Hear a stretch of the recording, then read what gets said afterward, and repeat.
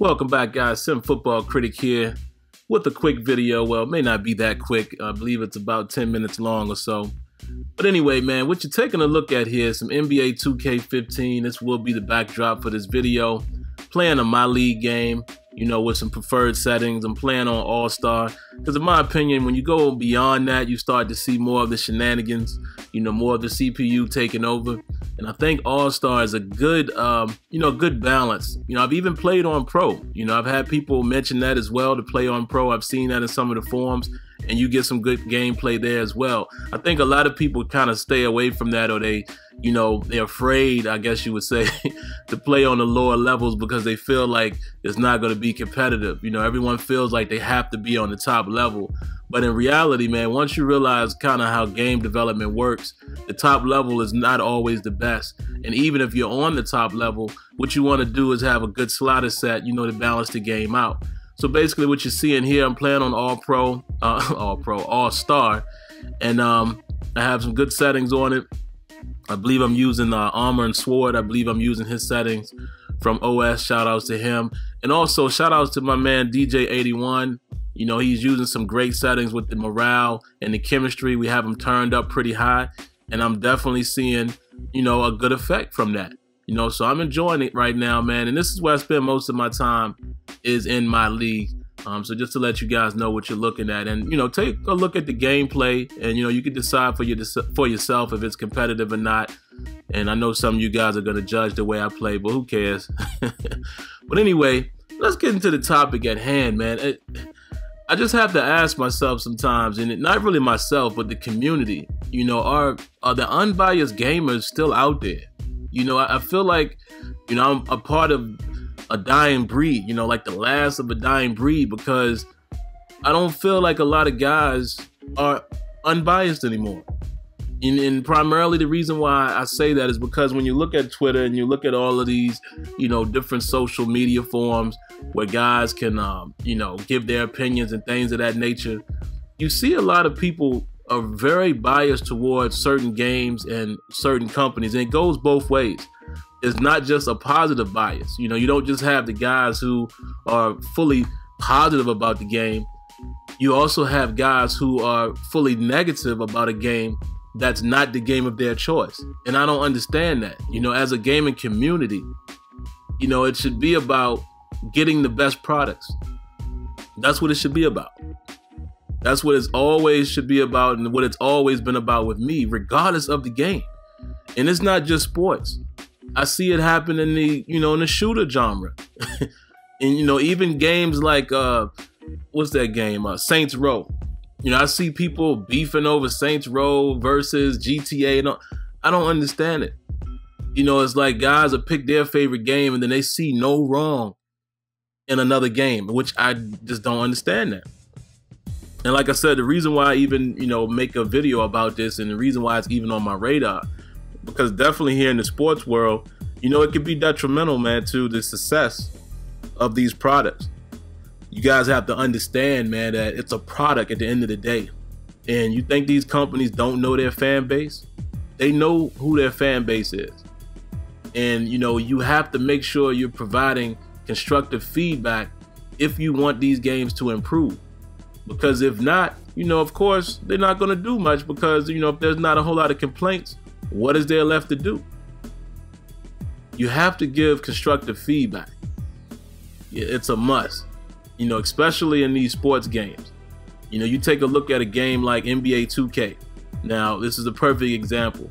Some people think that this game is the end all be all. You know, like it can't do no wrong.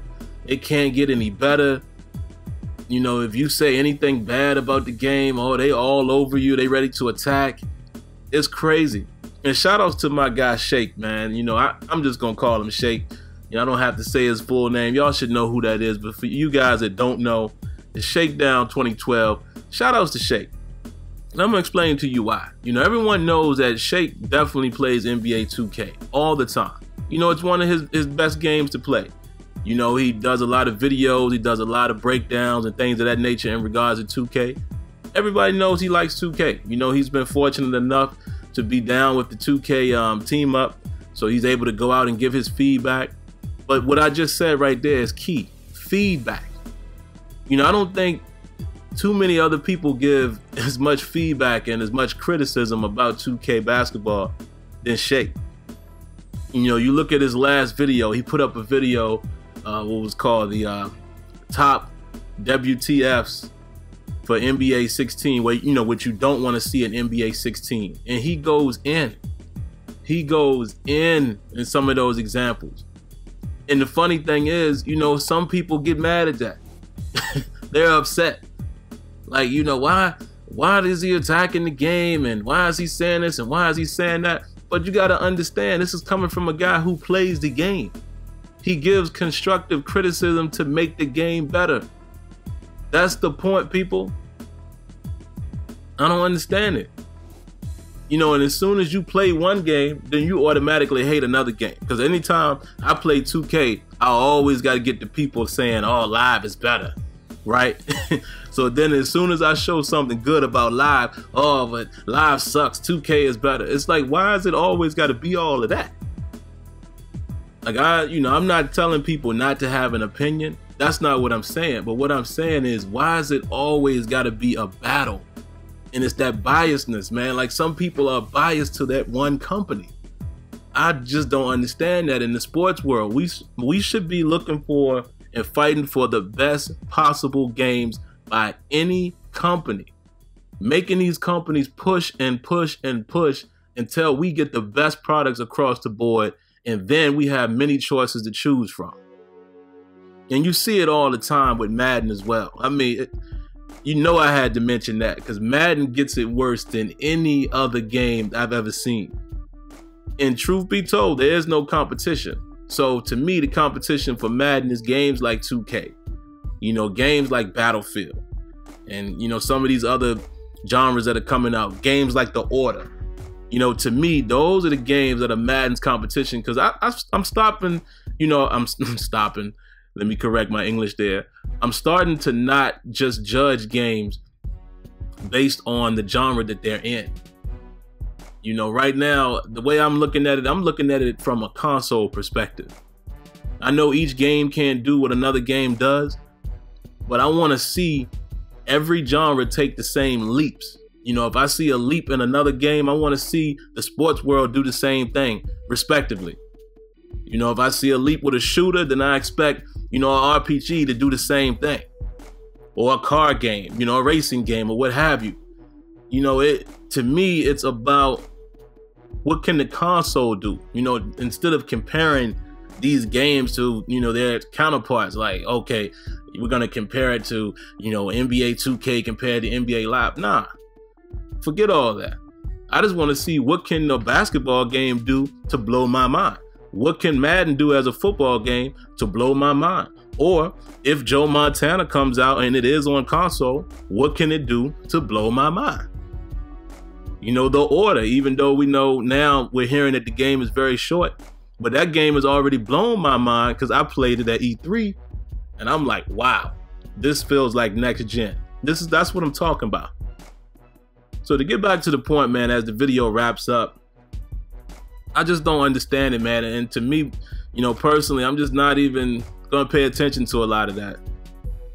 You know, what is the point, man? I just feel like the unbiased gamers are definitely few and far in between, man. It's like, I don't know. It's crazy. It is crazy.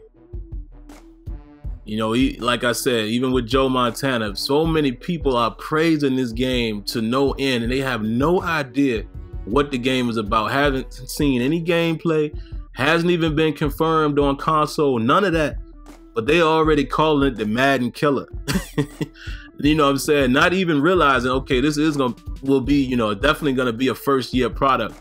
But you automatically, it's crazy, man. Instead of just saying they want competition. That's what I've been saying. I want Joe Montana to be a nice game because I want the competitiveness to come back to the football world.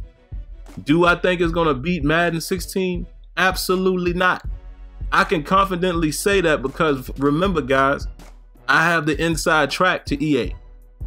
And we'll leave it at that. I don't feel like Joe Montana 16 will be a better game than Madden 16. It's just not going to happen, in my opinion, unless they've been working on that game for years and years and years, and now they're ready to unleash. So it's a possibility to be great. I just don't know if I believe it yet until we see. But anyway, as we wrap up this video, just remember what I said, man. Stop being biased, root for competition, and leave it at that. All right? Bring back the unbiased gamers. And that's all I got for you. Let me know what you think.